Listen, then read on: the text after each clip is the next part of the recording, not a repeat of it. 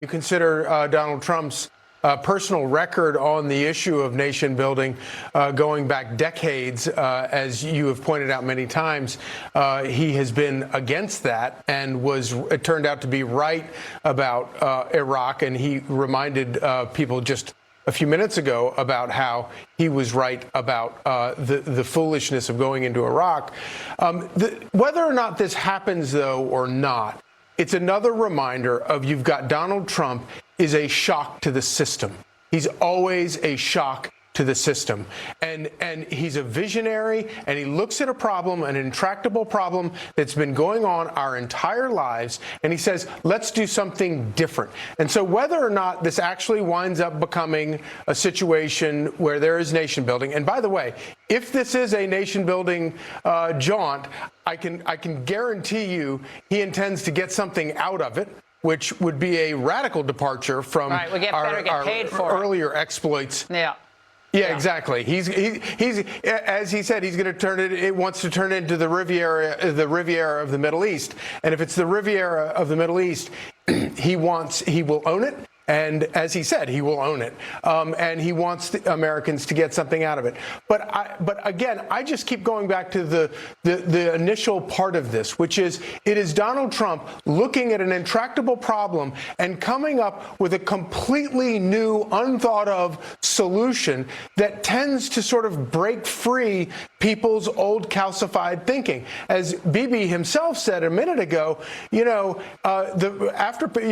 Trump proposes a solution, and after they pick their jaws up off the floor, they scratch their heads and say, oh, wait a minute, maybe this makes a lot of sense.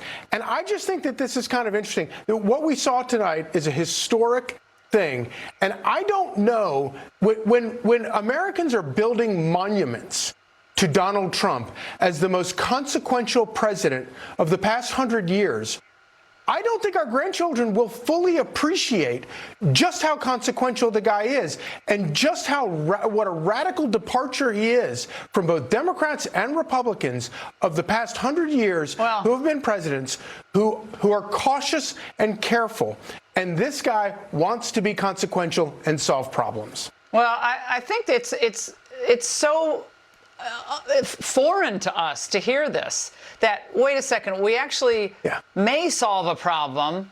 We actually may make money on it. Like that's a bad thing for the United States to get repaid for the tens of billions of dollars just in the last few years we've dumped into the Middle East and the trillions we've spent over the years. When we go to Iraq, we break it, and then we don't get the oil leases or any of the rebuild. And meanwhile, we leave our equipment there, tens of billions of dollars in Afghanistan. For what? What did we get in either of those places except a massive refugee crisis in Europe, the creation of ISIS, and a stronger Iran? So that didn't work, everybody watching. That was a failure. Trump's trying something new.